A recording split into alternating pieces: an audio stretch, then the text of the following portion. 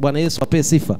Unaweza ukawa unateswa ukazani uko kwenye training kwamba Mungu anakutrain, kumbe ni kwa sababu kipawa hakijageuka. Lakini nataka nikwambie, mtu ambaye ameshajua wito Mungu aliomuitia hateseki. Bwana Yesu asifiwe. Anafadhiliwa na Mungu ambaye amemuita na amempa hicho kipawa. Mtu yoyote ambaye anajua wito wake kwenye maisha, kuna a very big step amepiga. Mtu yoyote ambaye anajua kusudi lake, ana hatua kubwa sana, lakini ambaye anajua jinsi ya kuliexecute, ana kusudi kubwa zaidi. Ana faida kubwa zaidi. Bwana Yesu asifiwe. Jamani, mnajua wachungaji hatujaitwa tu function sawa, si ndio? Kwa hiyo kuna tofauti kati ya kujua kwamba we ni mchungaji na tofauti ya kujua jinsi ya kuexecute uchungaji wako.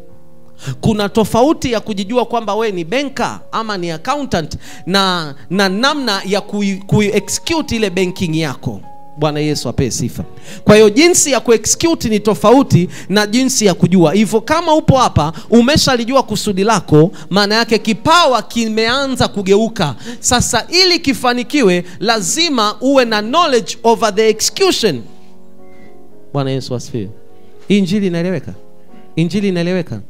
Moja kwa moja leo ninaenda Mithali 18:16. Tulikuwa Mithali 17 mstari wa 8 ambapo tulikuwa tunakiombea kipawa kigeuke kwanza. Alafu unapotoka kuombea kipawa kigeuke, ninapofundisha hivi ninaongea na mtu, hayo ndio maombi unaenda kuomba like 3 days 4 days. Bwana Yesu asifiwe. Utakuwa kwenye maombi unamwambia Mungu, kigeuze kipawa changu, nionyeshe njia ya hichi kipawa kwenda kufanikiwa, nionyeshe njia ya hichi kipawa kwenda kuninufaisha. Ama kama sijakijua, ninaomba ukanijulishe kipawa, alafu ukakigeuze kipawa, alafu ukanifundishe namna ya kukiexecute. Bwana Yesu asifiwe. Wangapi mnajua vipawa vyenu? Sijasema unyoshe mikono, shusha tupumzi. Kama unakijua kipawa chako, fanya. Bwana Yesu asifiwe. Ambaye unajua kitu Mungu amekuitia. Yani kwamba mimi hapa sasa hizi ninajua Mungu unajua kujua wito wa madhabahuni ni rahisi sana. Bwana Yesu asifiwe. Kwa sababu utasumbuliwa na maandiko, utasumbuliwa na namna ambavyo unaishi, utaona kabisa kwamba there must be a call. Ama wakati tunaombea hivi utaona kwamba kuna kipawa ndani cha utumishi. Lakini makusudi mengine yatakutaka uchambue, yatakutaka ukae chini ufunue maarifa. Ama kuna makusudi yanafunuka kwa kupita shule. Yani kuna shule utaipitia, either ya kusoma physically ama ya kusoma socially. Jamii itakufundisha jinsi ya kukigeuza kipawa chako. Watu wengi wana vipawa vikubwa lakini vimekaa kwenye comfort zone, ndio maana havigeuki. Bwana Yesu asifiwe. Kipawa chako kikikaa kwenye comfort zone, hautaona haja hicho kipawa kugeuka. Lakini kuna aina ya maisha Mungu anaweza akakupeleka yakakufanya uncomfortable, na hapo ndipo kipawa kitageuka. Wengi humu ndani tuna vipawa vikubwa lakini sio wengi vimegeuka. Bwana Yesu asifiwe. God is good. Mithali sura ya 18 mstari wa 16. Nitasoma kwa msaada wa Roho Mtakatifu. Zawadi ya mtu humpatia nafasi, humleta mbele ya watu wakuu. Narudia, nasema sehemu ya pili ya somo. Zawadi ya mtu humpatia nafasi, humleta mbele ya wakuu. Maana yake kwanza, gift yako ikisha kuwa yako, kwanza inakutengenezea nafasi. Maana kama we ni engineer, tayari katika jamii unayoishi kuna nafasi ya kuhitajika engineer. Alafu utakapoitwa na wakuu kuwatengenezea vitu hivyo ambavyo engineering yako ambayo iko ndani yako ulioisomea inahitajika, hiyo nafasi unayoipata ndio kuketi na wakuu. Bwana Yesu asifiwe. Kwa hiyo unaweza ukapata nafasi alafu usiketi na wakuu, kwa sababu hauitumii nafasi. Kipawa chochote kinahitaji nafasi. Bwana Yesu asifiwe. Kipawa chochote kinahitaji nafasi. Kama mtoto wako ana kipawa cha mpira, he needs a football academy. Amina. Kama mtoto wako ana kipaji cha mpira, he needs a football academy. Tulikuwa tuna academy ya mpira hapo Kawe, sijui imefia wapi. Bwana Yesu asifiwe. Kama kuna kipawa ndani, lazima kipawa cha mtu kichochewe. Kipawa kinachochewa. Jamani, kipawa ni kama kuni ambayo inahitaji kuwashwa. Kipawa kinaweza kuwa kama mti kikakaa hapo, lakini unapoiombea karama unaiwasha moto. Karama yako unapoiombea unaikoleza moto. Na kumbuka Mtume Paulo alipochoma kuni ndio nyoka akatoka. Kwa hiyo sometimes tuna face difficulties ambazo zinaitwa demonic afflictions kwa sababu ya vipawa tulivyobeba. Vipawa tulivyobeba vikiingizwa katika moto, nyoka atakurupuka. Mtume Paulo alikuwa katika kisiwa kinaitwa Malta, si ndio? Katika kile kisiwa alienda kutafuta kuni akakusanya. Ndani ya kuni kulikuwa na moto, kulikuwa na nyoka. Alipozichoma nyoka akakurupuka.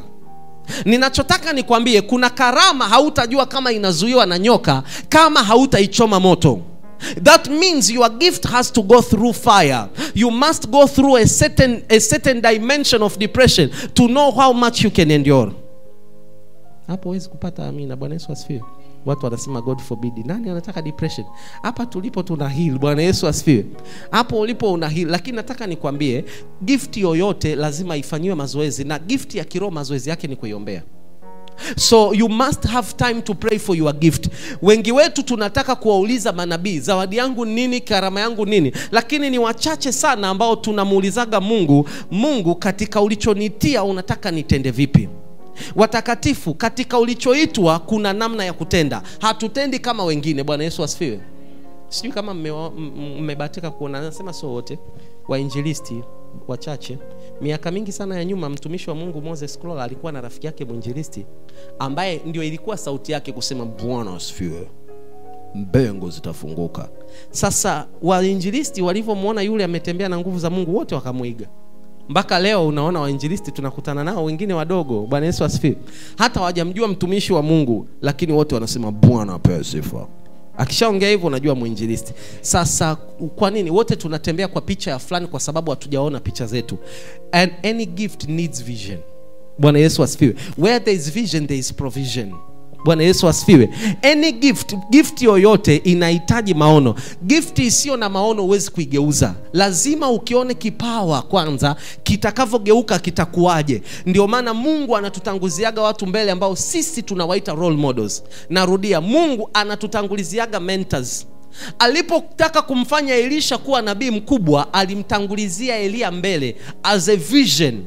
Kwa hiyo vision ya Elisha ilikuwa ni Elia, na yeye alitamani kuiexecute gift ya Elia mara mbili. Elia alipokuwa anaondoka akamwambia nikufanye nini? Akamwambia the vision I saw through you I want it twice. Yani gift niliyoiona kwako ninaitaka mara mbili. Na kweli ali-execute ile gift mara mbili. Kwa hiyo your gift needs a vision. If you have stopped seeing, you will stop doing. Ukiacha kuona utaacha hata kutenda, utaacha kuomba. Bwana Yesu asifiwe. Ndio maana shetani anashindana sana na macho yako ya kiroho. Shetani anashindana sana na jinsi unavyoona ndani. Kuna ukuu lazima uone ndani ndio utautamani, utautafuta. Bwana Yesu asifiwe. Kwa wale ambao kuna magari yakipita unatetemeka, Bwana Yesu ape sifa. Unaijua hiyo? Kuna gari ikipita hiyo nikipata hiyo sisalimi njiani. Bwana Yesu ape sifa. Kidogo kidogo unatengeneza vision. Kidogo kidogo unakuwa katika vision. Kidogo kidogo unaongezeka katika yale maono. Karama ukiombea unazidi kuona kitu ndani ya hiyo karama. Wazazi, anzeni kuangalia karama zilizo ndani ya watoto wenu. Narudia nasema wazazi, anzeni kuombea vipawa zaidi ya kuombea afya yake. Anza kuombea vipawa. Vipawa vya watoto vitawafanya watoto wasimame kwenye nafasi mapema. Kanisa, injili inaeleweka? God is good all the times. Wakorintho wa kwanza sura ya kwanza mstari wa 18.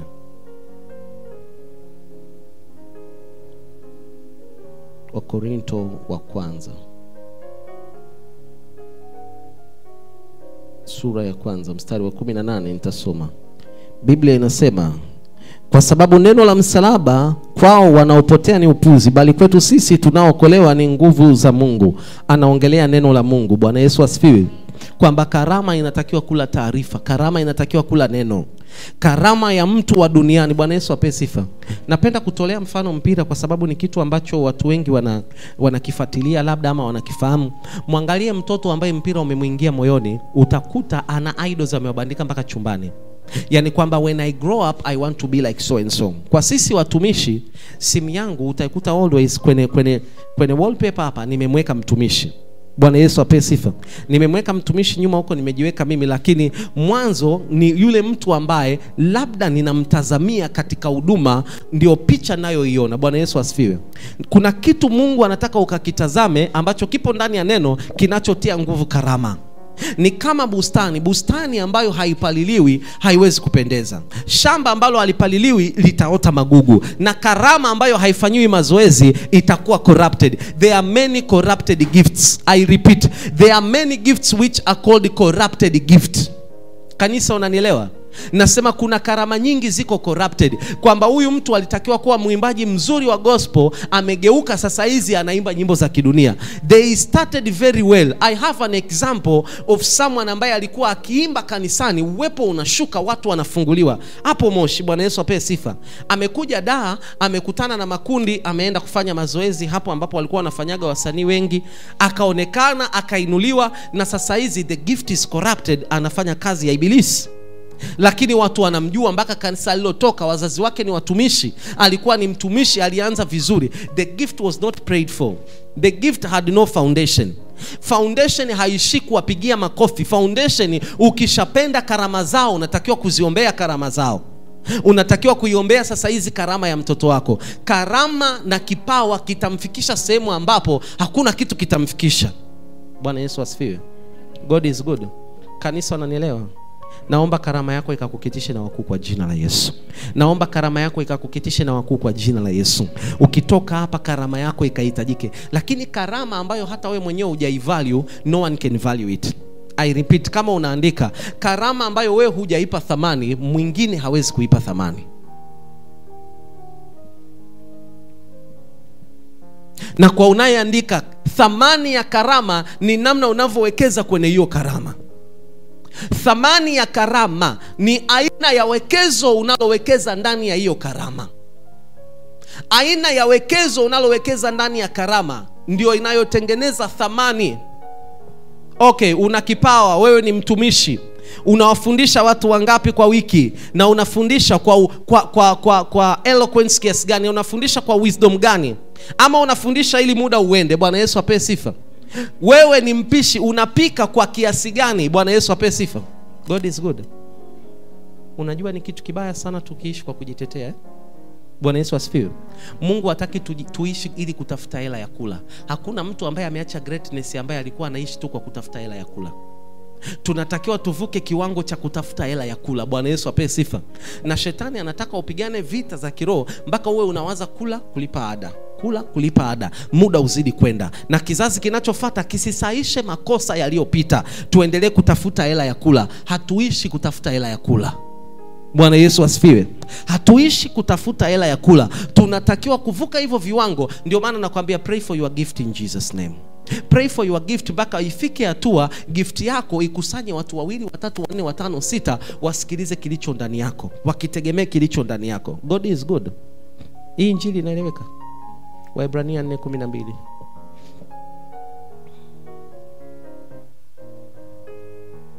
Waebrania sura ya 4.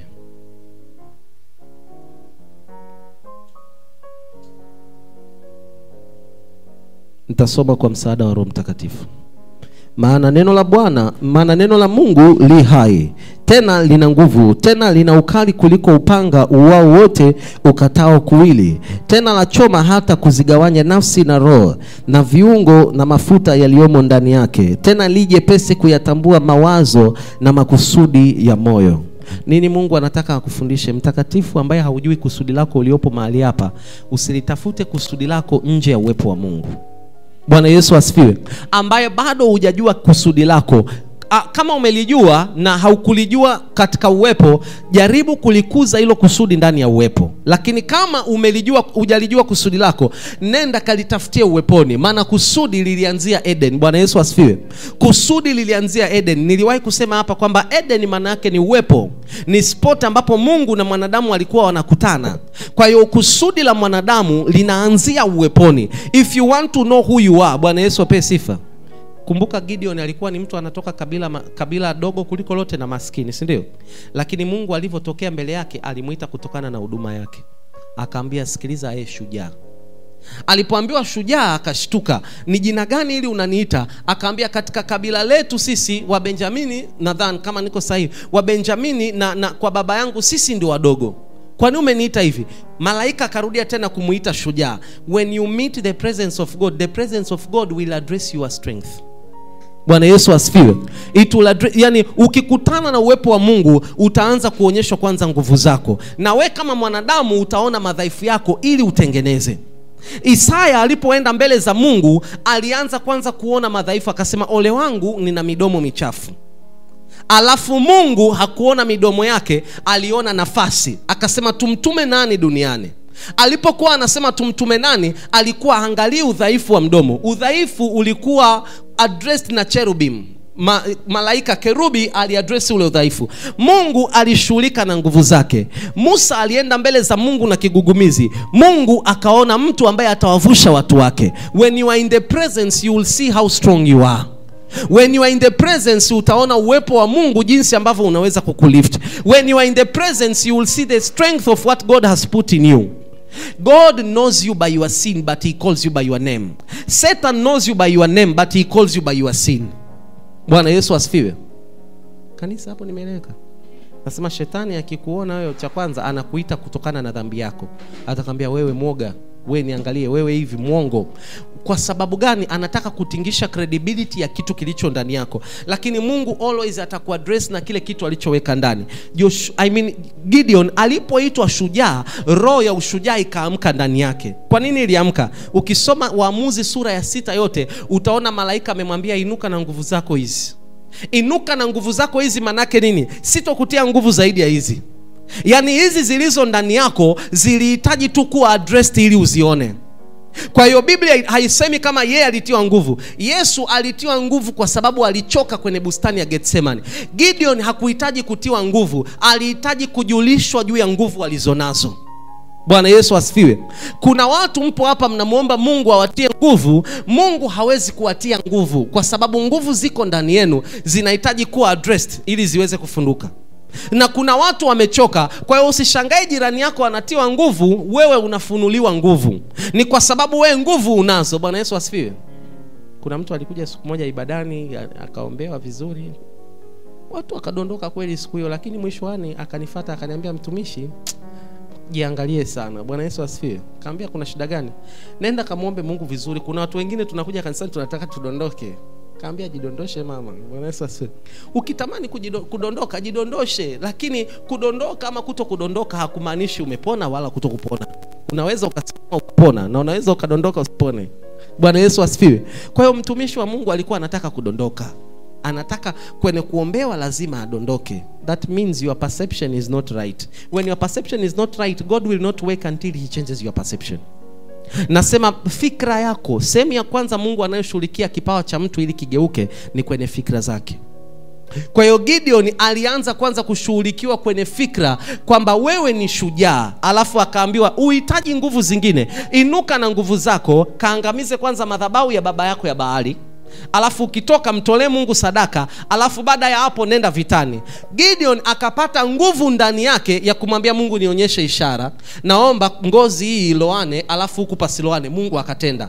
Naomba huku paloane, ngozi isiloane. Mungu akatenda. Bwana Yesu asifiwe. Ndio akaenda vitani. Mwatakatifu, mnaweza mkaenda kwenye ibada ya impartation, alafu wewe ukahisi huko imparted. Kumbe tayari impartation inaishi ndani yako. Nguvu za Mungu ziko ndani yako. Kwa hiyo hauhitaji kupokea kiwango cha yule mwenzako wa pembeni. Umempeleka wewe kanisani ndio ameroll kwenye ardhi kuliko wote. Bwana Yesu asifiwe. Unashangaa, nimekuleta mimi. Bwana Yesu asifiwe. Nimekuleta mimi, nimepokea hivi. Wewe tayari nguvu iko ndani, inahitaji kufanyiwa kazi kwa jina la Yesu. Nenda kafanyie kazi nguvu zilizo ndani yako. Lakini nguvu ambazo hatuzitambui hazifanyi kazi. Waefeso 3 mstari wa 20. Biblia inasema atafanya mambo makubwa na ya ajabu kuliko tulioomba kwa kadiri ya nguvu inayotenda kazi ndani yetu. Kumbe tunavozidi kuomba tunachakata nguvu ili Mungu azidi kutenda kazi ndani yetu. Kwa hiyo kiwango cha Mungu cha kutenda kinategemea kiwango chetu sisi cha nguvu kinachofanya kazi. Kiwango cha kipawa chako kutenda kinategemea kiwango cha maarifa juu ya kile kipawa ili kipawa kitende. Ili kipawa kikusogeze karibu na wakuu, lazima uanze kuishi kama mkuu. Humu ndani niwaambie, Bwana Yesu asifiwe. Humu ndani kuna watumishi ambao wanatamani kuwa watumishi wa kimataifa. Lakini nikuulize mtumishi wa kimataifa, lini mara mwisho umesoma kitabu cha Kiingereza? Kila siku uko na Biblia ya Kiswahili, which is very nice. Bwana Yesu asifiwe. Kuna mtu humu anajiita international prophet. Bwana Yesu ape sifa. International prophet huko hapo unajiandaa, lakini hauna Biblia ya Kiingereza. Siku utakayo alikuwa Ulaya ghafla, wanaambia open the book of Deuteronomy. Unaanza kusema Mungu nisaidie. Deuteronomy ndio nini? Okay, stop Deuteronomy, go to Ecclesiastes. Mungu wangu. Oh no. Okay, after Ecclesiastes open Lamentation. Vitabu vitatu mtumishi wa Mungu chali. Bwana Yesu ape sifa. Anza kutengeneza misingi ya kimataifa kama unataka kwenda mataifa yote. Anza sasa hizi kutengeneza misingi ya biashara yako. Mtakatifu ambaye upo hapa, labda ni mpishi, labda ni mpambaji, anza kujifunza kitu usichojua kuhusu hicho unachofanya. Bwana Yesu asifiwe. Narudia, nasema unayefanya kazi, nenda hakikisha una material. Amjaingia kuna ofisi za watu nyuma unaona kuna vitabu. That is a sign of competence, kwamba bado ninajifunza juu ya ninachokifanya. Lakini ukimwangalia unamuona kama amefika, ila unashangaa na yeye ana vitabu, anasoma. Mimi I have books. I still want to be so competent in teaching, in preaching, kwa sababu I am waiting for what I am waiting for. Bwana Yesu ape sifa. Katika mapishi yako endelea kujifunza. Katika kila unachojifanya hakikisha una update kila siku maisha yako na vitu vipya. Mfano ambao mmewahi kwenda kwenye maduka ya simu, mnaona wale vijana ambao wanaziuza, ama ikikorofisha kidogo kuna vitu wanakwambia, anakusaidia. Wale kila baada ya miezi kadhaa, kwa mfano iPhone, natolea mfano iPhone ikitoka 12 ikienda 13, wanapelekwa kwenda kujifunza updates za iPhone 13. Ikitoka 13 kwenda 14, wanaenda kujifunza kitu ambacho ni kipya kwenye 14 ambacho hakipo 13. Wanaendelea kujifunza na kujifunza. Kwa hiyo kile kwanza kinawatunza kuwafanya waaminifu, kwa sababu anajua akiacha kazi pale, provision ya kumpeleka kuendelea kujifunza haipo. Kwa hiyo kwanza inatengeneza obedience, humbleness, lakini pia competence. Sisi tuliookoka tunatakiwa kila siku kuongeza viwango vyetu vya maarifa. Shida tunapigana na wachawi miaka na kwenda na kurudi, kwa sababu wachawi wana vikao vya kuupdate maarifa. Sisi hatuna vikao vya kujua nini kinatusumbua na tunavukaje. Kanisa unanielewa? Unajua kwamba kuna watu wameomba sana na wamekata tamaa. Kukata kwao tamaa sio kwa sababu Mungu hajajibu. Kukata kwao tamaa ni kwa sababu hawana taarifa. Kwa hiyo wanasema nimeomba sana, nimefunga sana, alafu hakuna lolote. Lakini upo hai na kila siku unapanda pikipiki ya kichaa na unafika salama. Bwana Yesu asifiwe. Upo hai, bodaboda wako ndio yule ananing'iniza mguu hivi, analala kwenye kona na unafika salama. Vitu vingi vinatokea but you do not acknowledge. Ndio maana unasema Mungu atendi. Kuna matendo yanahitaji muda jamani. Kuna matendo yanahitaji taarifa. No matter how you pray, you need information in Jesus name. Hata ungeomba vipi mtakatifu, unahitaji taarifa. Ndio maana Mungu anahangaika kukufuata mpaka ndotoni, anahangaika mpaka kukutumia watu, anahangaika kwa sababu anataka taarifa iwe ndani yako ili uweze kusimama. Without information, this world is very dark. Kanisa, injili inaeleweka? Nasema dunia yetu inagiza bila taarifa. Na ndio maana shetani anamuogopa sana mtu anayeona. Kuna watu macho ya kiroho yanaona lakini mbele yao ni giza. So you need light in your eyes and light in your circumference. Receive light in Jesus name. Receive light in Jesus name. Tunaenda kuingia katika kuomba, na maombi yetu ya leo tutamwambia Mungu kwa sisi ambao tumejua vipawa vyetu vikatuketishe na wakuu. Bwana Yesu ape sifa. Bwana Yesu asifiwe. If you are moving forward in prayer, that means I'm moving forward in prayer. If I'm moving forward in giving, you will move forward in giving. Bwana Yesu ape sifa. Ndio maana natamani sana kila siku mtu anipe feedback. Macho yako anaona, unaona rohoni, unaona hali yako toka umeanza kumwamini Mungu, au labda wewe mwenyewe umeamua kujidisconnect. Bwana Yesu ape sifa. Umeamua wewe kujidisconnect, but I'm assuring you in Jesus name. I assure you in Jesus name. Mungu anakutazamia sana wewe katika wale ambao unawaona hawaeleweki. Kuna wafanyakazi unasema kabisa, yani sijui mkoje, yani mkikaa mnajazana ujinga, angalia vichwa vyenu wote hamueleweki. Labda una biashara zako wako watatu na unasema nyote hamueleweki, yani sijui mmekuwa pasua sana. Nenda nyumbani ujigundue vizuri, jiangalie na wewe ni pasua. Bwana Yesu asifiwe. God is good. Kanisa, hii injili inaeleweka? Hii injili inaeleweka? God is good. Tunafeli sehemu moja, tunashindwa kuwajenga watu alafu tunawalaumu. Bwana Yesu ape sifa. Nenda kawafundisha wafanyakazi ya ideology unayotaka wewe. Kwenye nyumba yako unataka watu waishije. Fanya deliverance nyumbani kama mimi nafanya deliverance hapa. Kanisa injili inaeleweka? Amina hapo, mbona sizipati jamani? Nasema hivi, mama mwenye nyumba, nenda nyumbani, omba masaa mawili afu muite huyo binti. Mwambie, mwanangu, umesikia wapi mtu anaenda kwenye nyumba hivi anafanya kazi afu anachora ukutani kama ulivyochora? Unajua nikikupiga nitakuumiza. Naomba tuombe. Hapo kute msaidizi wako wa kazi kachukua mkaa kachora nyumba yako ya kupanga. Bwana Yesu asifiwe. Ilishatokea hiyo kwetu. Nimeenda kumtembelea mama yangu na mkuta ana hema. Nini? Anambia mfanyakazi kachora nyumba. Tukampiga pawa. Bwana Yesu ape sifa. Kumbe ana mapepo. Kuna wengine wana mapepo, wewe unawapiga vibao. Majirani wanajua kwamba wewe mkali sana. Bwana Yesu ape sifa. Bandika mikono waombee. Wengine wana vichwa vigumu kwa sababu ya familia walizotoka. Umeleta madhabahu ndani ya nyumba. Bwana Yesu ape sifa. Hujui umeleta madhabahu. Ghafla unashangaa unaombea kipawa, kumbe umekaa na madhabahu. Hiyo madhabahu inaleta giza hata kwenye nyumba. Pray for them, take them to your pastor that they are prayed for. Wakikaa chini ya subjection yako wanakubali unachotaka wewe. Jumapili walete waombewe, ujue shida iko wapi. Kanisa naeleweka? Kipawa chako kigeuke kwa jina la Yesu. Kipawa chako kigeuke kwa jina la Yesu. Kipawa chako kigeuke kwa jina la Yesu. Nenda kawatengeneze wafanyakazi kwa jina la Yesu.